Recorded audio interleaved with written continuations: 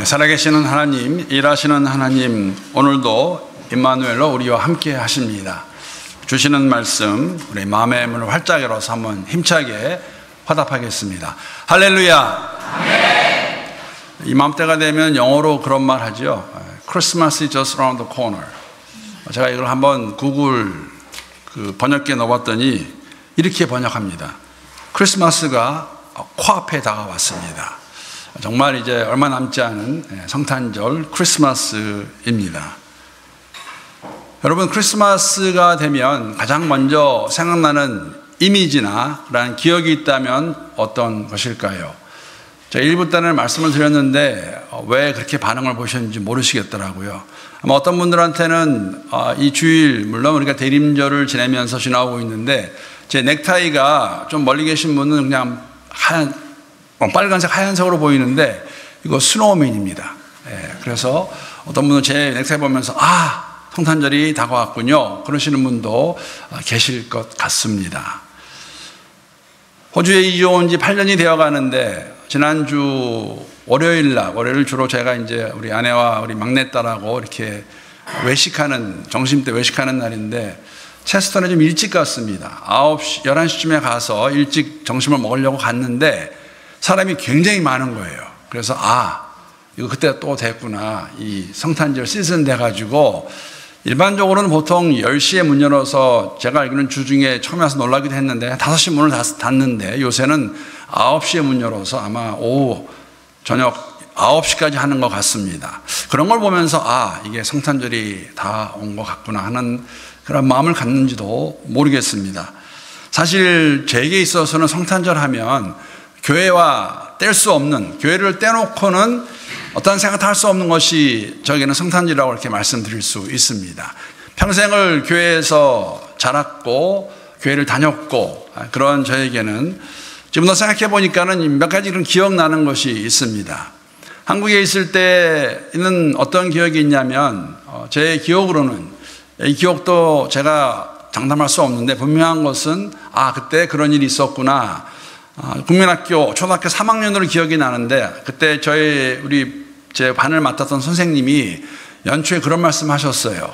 그때는 제가 다니던 교회에 많이 없어졌지만 주일에도 새벽 기도가 있었습니다. 그래서 뭐라고 말씀했냐면 올해 한 해 주일 새벽 기도에 잘 나오는 학생들은 기억하고 있다가 체크했다가 성탄절 때 선물 주겠다.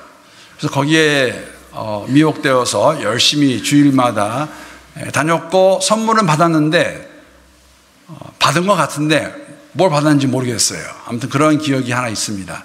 또 다른 기억은 이제 중학교 가면서 학생부를 가게 되었는데 한국에는 제가 다니던 교회는 우리 같이 25일 날 예배를 드리지 않고 24일 날 저녁에 2부 예배를 드렸습니다.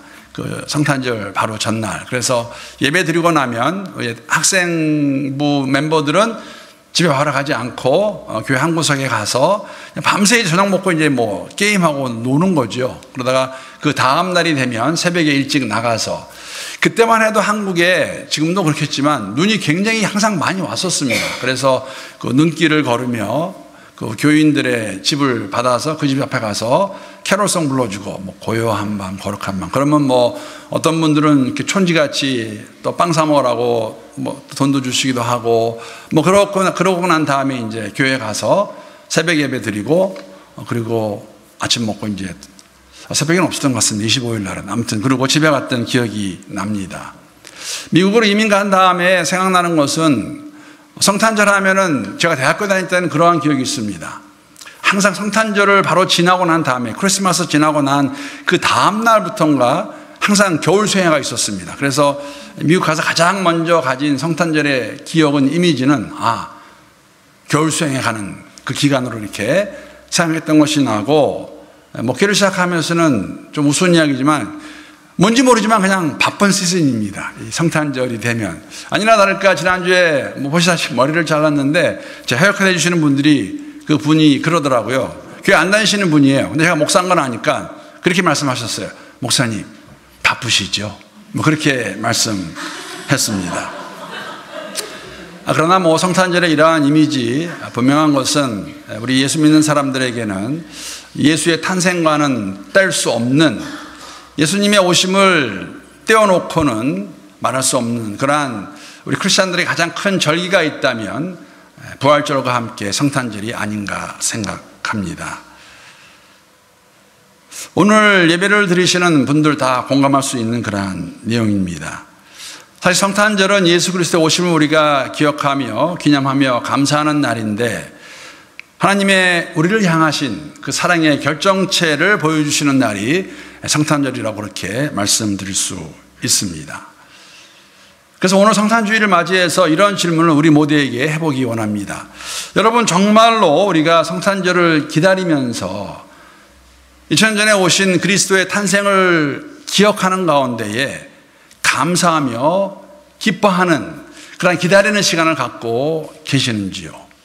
정말 다시 한번 하나님의 사랑을 우리가 감사하는 가운데에 기쁨이 넘치는 그러한 마음으로 크리스마스를 기다리고 있는 것은 맞는가? 어쩌면 오늘 본문을 통해 주시는 말씀, 여러분 오늘 2절에 보게 되면 하나님께서 이스라엘 민족을 향해서 이렇게 말라기를 통해서, 말라기 선지자를 통해서 말씀하십니다. 내가 너희를 사랑한다. 그런데 그들이 이렇게 반문합니다. 말씀 보게 되면 주께서 어떻게 우리를 사랑하셨나이까? 라고 반문합니다. 세번역 성경 보게 되면 이렇게 말합니다. 주님께서 우리를 사랑하신다는 증거가 어디에 있습니까? 여러분, 하나님이 지금 사랑하신다고 말씀하시는데 이스라엘 민족, 여러분 이방인이 아니라 하나님이 택하신 이스라엘 백성들입니다. 그들이 뭐라고 말하냐면, 하나님 저희를 사랑하신다고요? 정말로 사랑하십니까? 증거가 어디에 있습니까? 한번 보여주십시오라고 이스라엘 백성이 하나님께 그렇게 반문합니다. 여러분, 왜 이런 질문을 했을까요? 어쩌면 성탄절을 기다리는, 물론 또 다른 한 해의 성탄절입니다. 오늘 기도에도 그런 내용이 있었지만 우리가 매년 기다리고 우리가 맞이하는 성탄절입니다. 올해 성탄절은 어떠한 것일까? 여러분, 더 나아가서 왜 이스라엘 민족은 하나님께서 말라기 선지자를 통해서 말씀하시는데, 사랑하신다고 선포하시는데 그 하나님의 그 말씀에 이렇게 반문하는 것일까? 하나님 사랑하는 증거 좀 보여주십시오 라고 말하는 것일까? 여러분, 이 질문에 대해서 우리가 왜 이렇게 질문하는가를 이해하기 위해서는 하나님이 말라기를 택하셔 선지자로 세우시고 말씀하실 때 배경을 제가 조금은 살펴볼 필요가 있습니다. 물론 말라기서의 내용은 지난주에도 말씀을 드렸지만 저희가 12월을 맞이해서 선지자서 3권을 함께 묵상하고 있습니다. 호세아서를 보았고 아모스를 보았고 오늘은 구약의 마지막 책인 말라기서입니다. 사실 말라기서의 전체적인 분위기는 굉장히 좀 어둡습니다. 왜 그러냐면 하나님께서 말씀하시기를 당신의 경고라고 말씀하시는 그 내용을 받더라도 우리가 이게 지금 무슨 의미일까? 물론 경고라는 단어의 원래 의미는 어떤 것이 있냐면은 신탁, 계시라는 의미가 담겨져 있는 그러한 말입니다. 그러니까 선지자를 통해 주시는 말씀인데 그 말씀을 받을 때에 그 말씀을 받는 백성이, 이스라엘 민족이 하나님 말씀을 순종하고 있었다면은 그 말씀은 하나님의 위로의 말씀이고 회복의 말씀이 될 것입니다. 그러나 순종하지 않고 있는 상황에 받는 말씀이라면은 오늘 개정에서 번역한 그 내용과 같이 경고가 될 것입니다. 전체적인 분위기는 조금 어둡고 좀 힘들지만 하나님이 가장 먼저 하시는 말씀이 뭐냐면, 그럼에도 불구하고 그 민족에게 뭐라고 말씀하시냐면 내가 너희를 사랑한다고 그렇게 말씀하십니다. 하나님의 그 백성을 향한 선포이십니다. 그런데 왜 이렇게 대답했을까? 물론 멀리 갈 것 없이 호세아서와 아모스서의 1장을 보게 되면 하나님 호세아를 세우실 때에, 아모스를 세우실 때 배경을 저희들에게 말씀해 주십니다. 어느 상황이었나. 그런데 말라기서는 그런 내용이 없습니다. 언제일까? 그래서 이 부분을 좀 알 필요가 있는데, 말라기서를 잘 보시게 되면 우리가 알 수 있는 것들이 몇 가지가 있습니다. 1장 8절을 보게 되면, 물론 이 말라기서는 우리가 어제로 다 끝낸 내용입니다. 항상 드리는 말씀, 잘 이해가 안 되시면 어떻게 하시라고요? 가서 성경을 보시기 바랍니다. 1장 8절에 보게 되면 총독이 나옵니다. 그러니까 말라기가 말씀을 전할 때 그 당시에 이스라엘 민족에게 총독이 있는 것 우리가 알 수가 있습니다. 2장 6절부터 9절까지의 말씀 보게 되면 하나님이 제사를 지낼 수 있도록 제사 직분을 맡긴 제사장들이 타락한 모습을 저희들에게 보여줍니다. 그 타락한 모습은 다른 것이 아니라 흠없는 제물로 제사를 드려야 되는데 다리 절고 눈 멀고 병든 제물을 가지고 와서 제사를 지냅니다. 제사장들이 일을 하고 있습니다. 그리고 더 나아가서 하나님 말씀하시거든요. 모든 것이 내 것이다라고 말하는데 그들이 11조와 헌물을 드리지 않으면서도 어떻게 말하냐면 우리가 언제 하나님 것을 도둑질했습니까? 라고 그렇게 반문합니다. 더 나아가서 이방 여인들과 결혼했고 또 하나님 보시기에 합당치 않은 그러한 삶을 살고 있는데 이걸 종합하게 보게 되면 성경학자들이 추측하는 것은 에스라 느헤미야 시대 때에 그 당시에 하나님께서 말라기를 택하셔서 선지자를 세우셔서 말씀하시는 것을 우리가 추측할 수가 있습니다. 이때는 어떤 때냐면 여러분 통일 이스라엘 왕국이 이제는 다 아실 겁니다. 르호보암이 왕이 되었을 때 나라가 갈리죠. 북쪽을 북이스라엘 왕국이라고 부르고 남쪽을 남유다 왕국이라고 부릅니다. 북이스라엘은 아수르 제국에게 주전 722년에 망합니다. 남유다는 한 100여 년 있다가 바벨론에게 주전 586년경에 나라가 멸망하고 사람들을 끌어갑니다. 포로로 데리고 가죠. 70년이 되었을 때 하나님께서 이 이스라엘 민족을 돌아오게 하십니다. 그때가 한 530년경입니다. 한 시간이 흘렀습니다. 그런데 이 당시는 어떤 경우냐면 그렇게 시간이 그렇게 돌아와서 한 100여 년이 흘렀는데도 하나님께서 여러분 이스라엘 민족이 멸망한 것도 사실 이스라엘 민족에게는 있을 수 없는 일이라고 그들이 생각했던 사건입니다. 왜냐하면 누차 말씀을 드리지만 하나님이 임재하시는 성전이 있고 그 성전에서 제사를 지내는데 그렇다 해도 우리는 망하지 않을 것이다 라고 생각했던 그 이스라엘이 멸망합니다. 끌려갑니다. 그런데 돌아오는 것도 동일한 것이죠. 자신의 힘으로 돌아올 수 없는 상황 가운데 하나님께서 그들을 돌아오게 하셨는데 그 가운데 가지고 있던 생각이 뭐냐면 우리가 귀환하게 되면 돌아가게 되면 하나님이 우리 이스라엘 다시 세우실 것이고 우리는 번영을 할 것이고 회복을 경험할 것이다 라고 생각하고 믿고 있었는데 시간이 지나도 그 일이 일어나지 않습니다. 여러분 말라기서는 그렇기 때문에 주전 한 4, 5세기에 쓰여진 책이라고 말할 수 있는데 하나님께서 그러한 백성을 향해서 말라기를 통해서 가장 먼저 하시는 말씀이 뭐냐면은 내가 너희를 사랑한다고 선포하시는데 그 선포에 대해서 주어진 환경을 보니까 달라진 게 별로 없어요. 어렵고 힘든 상황입니다. 그래서 하나님께 그들이 이렇게 질문하는 것이 하나님 정말 우리를 사랑하시는 것이 맞습니까? 사랑하시는 증거를 좀 보여주십시오라고 그들이 하나님께 사실은 대항하는 것이죠. 이러한 그들에게 하나님께서 오늘 본 말씀 보게 되면 하나님이 예를 들어서 어떻게 그들을 사랑하셨나를 말씀해 주시는 그 내용이 바로 본문 2절 3절의 내용입니다. 제가 본문 2절 3절 말씀 다시 한번 읽어보겠습니다. 여호와께서 이르시되 내가 너희를 사랑하였노라 하나 너희는 이르기를 주께서 어떻게 우리를 사랑하셨나이까 하는도다. 나 여호와가 말하노라. 하나님이 그러한 그들의 질문에 이렇게 대답하십니다. 에서는 야곱의 형이 아니냐? 그러나 내가 야곱을 사랑하였고 에서는 미워하였으며 그의 신들을 황폐하게 하였고 그의 산들을 황폐하게 하였고 그의 산업을 광야의 이리들에게 넘겼느니라 라고 하나님께서 내가 너희를 어떻게 사랑했나를 설명해 주시면서 야곱과 에서를 예로 들고 계십니다. 여러분 오해하지 마시기 바랍니다. 여기에 나오는 사랑했다 미워했다는 이 단어는 이 의미는 감정의 표현이 아닙니다. 하나님이 왜 야곱을 택하셨나 야곱을 사랑하셨나를 보여주시는 건데 이 사랑은 여러분 하나님의 주권적인 사랑입니다. 의미는 무엇이냐면 하나님이 이스라엘 민족을 택하신 이유가 무엇이냐고 말하면 사실 답은 없습니다. 하나님이 아브라함을 택하신 것 같이 이삭을 택하신 것 같이 이삭의 두 아들 여러분 에서와 야곱은 이삭의 두 아들이죠. 쌍둥이로 태어난 그 중에서 둘째로 태어난 야곱을 택하셔서 그 야곱을 통해서 민족을 세우시고 사랑하신 것을 저희들에게 보여주는 것을 이야기하고 있습니다. 여러분 에서와 야곱의 부모는 이삭과 리브가입니다. 리브가가 두 아이를 쌍둥이를 가졌을 때 하나님께서 이미 리브가를 통해서 이렇게 말씀해 주십니다. 창세기에 있는 말씀입니다. 창세기 25장 22절 23절 말씀 제가 한번 읽어보겠습니다. 아이들이 그의 태 속에서 서로 싸우는지라 그가 가로되 이 같으면 내가 어찌할꼬 하고 가서 여호와께 묻자온대.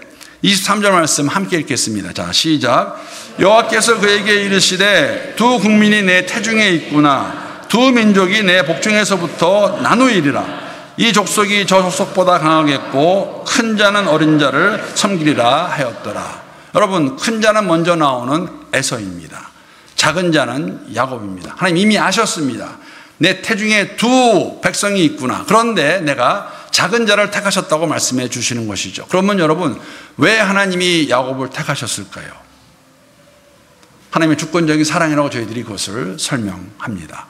물론 에서는 창세기 25장 20장의 내용을 보게 되면 어떤 면에서는 그런 마음을 가질 수도 있습니다. 야, 하나님이 왜 야곱을 택하셨을까 하는 생각을 가질 수 있는 이유가 뭐냐면, 여러분 아시는 것 같이 에서와 야곱은 쌍둥이임에도 불구하고 그들의 성향이 너무너무 달랐죠. 여러분 기억나시죠? 에서는 밖에 나가 사냥하며 좀 와일드하게 그런 삶을 즐겼던 사람이고, 야곱은 요새는 오늘날은 야곱 같은 사람이 더 인기를 얻는 사람들이에요. 집에서 요리하는 사람들 요새 굉장히 인기 많지 않습니까? 요리 잘하면. 야곱은 어머니 리브아를 통해서 집안에서 일을 많이 하던 사람이 야곱입니다. 하루는 어떤 일이 있습니까? 야곱이 그날도 밖에 나가 사냥을 하다가 돌아왔는데 굉장히 허기가 졌습니다. 배가 많이 고팠습니다. 그런데 그때에 마침 야곱이 이 스튜를 끓이고 있었죠. 뭐 죽이라고 표현할 수도 있고, 우리 한국 성경에서는 이것을 가지고 뭐 팥죽이라고 말하기도 하고, 그래서 뭐 팥죽 사건 그렇게 말하죠. 여러분 잘 보시면 야곱은 굉장히 좀 야비하기도 하고, 사실은 그 성격이 그렇게 제가 봤을 때는, 아니 제가 본 게 아니라 성경에서 보게 되면 좀 그렇게 할 수 있을까 하는 생각을 가지게 하는 그런 인물이 사실은 야곱입니다. 여러분 그 형한테 팥죽을 주는데, 그 스튜를 주는데 그냥 주지 않아요. 어떻게 합니까? 형이 와서 야, 나 배고프다, 좀 먹을 거 없느냐 했을 때 보고서는 달라고 할 때 야곱이 형 줄게, 줄 텐데 조건이 하나 있어. 형 그 장자권 나한테 이양해. 사실은 뭐 쌍둥이니까, 쌍둥이 가지신 분들 얘기하시더라고요. 뭐 짧게는 뭐 1분, 뭐 2분, 3분 그런 간격으로 나왔으니까 어쩌면 에서의 마음 가운데는 뭐 그까지 장자권 뭐 필요해, 너 가져, 뭐 그랬을 것 같아요. 그것만 보더라도 어떻게 보면은 야, 이게 참 장자권, 축복권을 가볍게 여기는 것, 하나님 당연히 야곱 택하시는 게 맞지라고 말할 수 있을런지 모르지만, 우리에게 주시는 말씀은 그것이 아닙니다. 태중에 있을 때 하나님 이미 야곱을 택하셨습니다. 야곱을 통하여서 민족을 이루기로 작정하신 것을 우리에게 말씀해 주시는 것입니다. 하나님, 우리가 어떻게 살아가는지 보여주십시오. 증거가 무엇입니까? 그래, 내가 야곱을 택했다. 택함을 받을 만한, 사랑을 받을 만한 그러한 조건, 자격이 있는 것이 아니라 내가 내 주권으로 야곱을 택해서 그러하여금 민족을 이루고 너희들 오늘까지 인도하지 않았냐라고 그들에게 말씀해 주십니다. 여러분, 성탄절의 의미가 그런 것 아닐까요? 오늘 함께 예배드린 여러분과 제 삶 가운데서 다시 한번 제가 이런 질문 드린다면, 여러분 왜 하나님이 여러분과 저를 택하셨을까요? 왜 하나님 여러분과 저를 먼저 사랑으로 작정하셨을까요? 라고 질문하게 되면, 이유가 무엇입니까? 하게 되면 답은 없습니다. 모릅니다입니다. 여러분, 내가 여러분과 제가 우리의 삶이 좀 더 깨끗하고 아름답고 도덕적으로 바르고, 누구 말대로 못을 타면 먼지도 안 나고, 법이 없어도 법을 다 지킬 수 있는 뭐 그런 것 때문에 우리를 택하신 것이 아니죠. 하나님의 주권적인 사랑으로 우리를 택하셨습니다. 성탄절의 의미는 다시 한번 우리가 죄 가운데 있을 때에, 죽음 가운데 있을 때에 이러한 우리를 먼저 찾아와 주시고 사랑해 주셔서 그 사랑의 결정체로 예수를 저희들에게 보내주십니다. 예수 안에서 하나님을 만날 수 있도록, 알 수 있도록 복을 주신 것이죠. 여러분, 이 가르침, 이 깨달음, 이 진리를 우리가 바로 이해할 수 있으면 좋겠습니다. 다시 한번 저희들이 되돌아보는 가운데에 어떠한 조건적으로 어떠한 뭘 잘해서가 아니라 하나님 우리를 그대로 사랑해 주신 것, 그 안에서 그 사랑에 감사하고 감격하고 기뻐하는 그러한 여정을 걸어갈 수 있는, 다시 한번 새롭게 다짐할 수 있는 우리 모두가 될 수 있기를 함께 기도합니다. 그런데 여러분, 그게 다가 아니에요. 오늘 말씀 잘 보게 되면 하나님의 사랑을 우리가 만약에 안다 고백하면 하나님 우리에게 원하시는 것이 무엇일까를 오늘 본문을 통해서 우리가 확인할 수가 있습니다. 제가 4절 5절 말씀 다시 한번 읽어보겠습니다. 에돔은 말하기를 우리가 무너뜨림을 당하였으나 황폐된 곳을 다시 쌓으리라 하거니와 나 만군의 여호와는 이르노라. 그들은 쌓을지라도 나는 헐리라. 사람들이 그들을 일컬어 악한 지역이라 할 것이요 여호와의 영원한 진노를 받은 백성이라 할 것이며 5절 말씀 함께 읽습니다. 자, 시작. 너희는 눈으로 보고 이르기를 여호와께서는 이스라엘 지역 밖에서도 크시다 하리라 라고 그렇게 말씀하고 있습니다. 여러분, 지금 1절부터 5절까지의 내용은 하나님이 그들을 어떻게 사랑하셨나를 설명해 주는 내용입니다.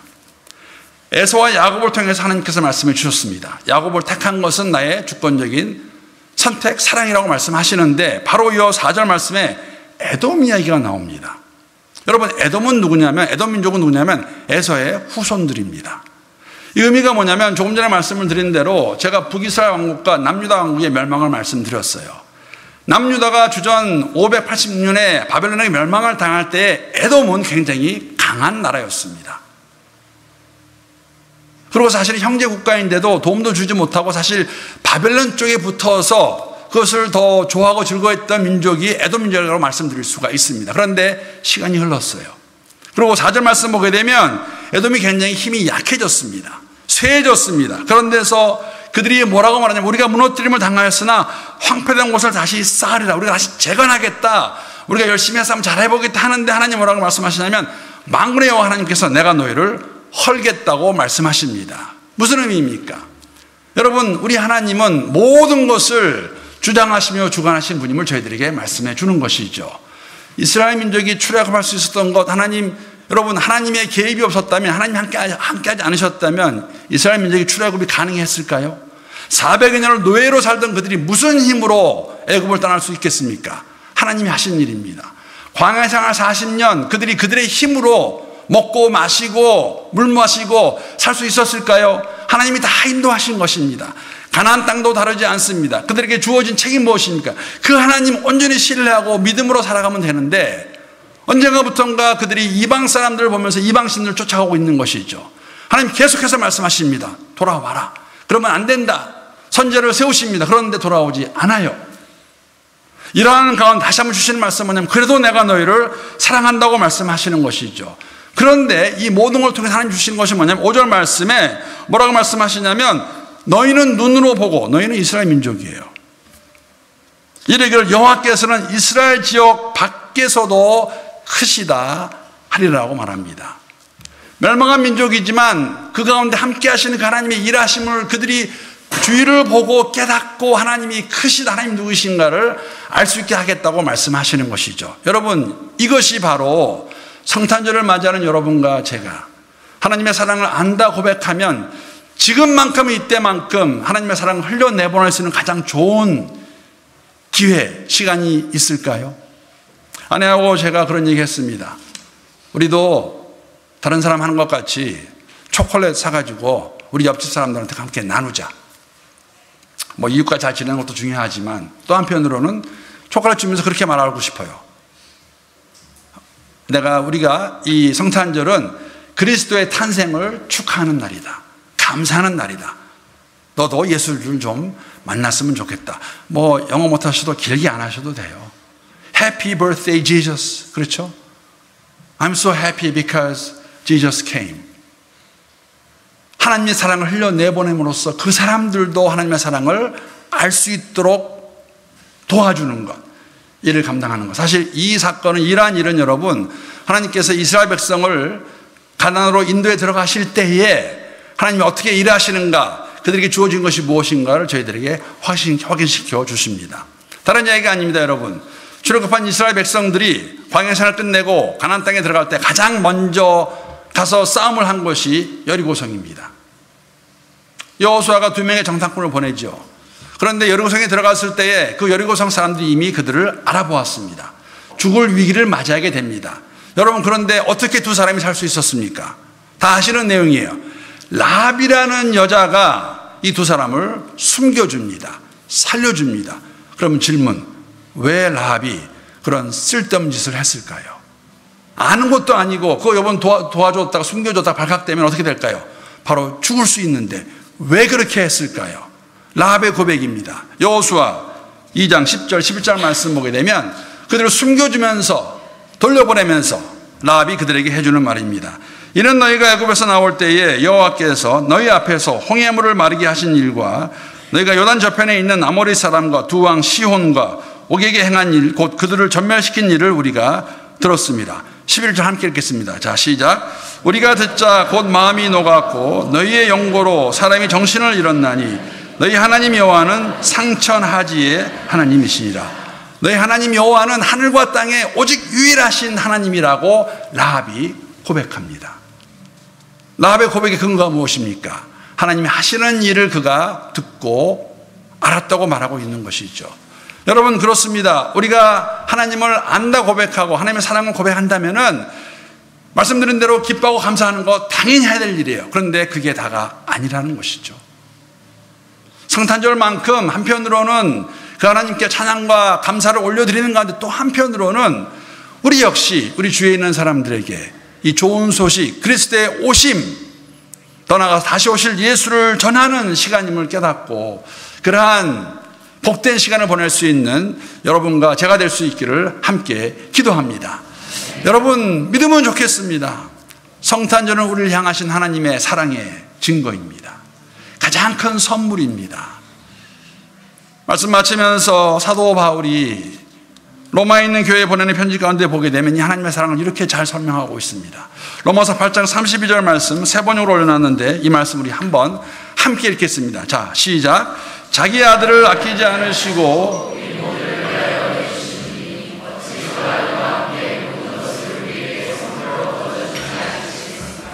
믿으십니까? 믿으십니까? 자기의 아들을 아끼지 않고 우리에게 거저주신 하나님께서 무엇이 아까워서 우리에게 주지 않으시겠습니까? 물론 여러분, 저는 항상 이런 말씀 드리는 것 같아요. 이 세상에서 하나님을 거부하고 인정하지 않는 이 세상에서 믿는 사람으로 살아가는 삶, 믿음의 여정이 녹록지 않습니다. 더 힘들어지는 것 같습니다. 믿음을 말하게 되면 사람들이 조롱하고 웃고 이러한 세상.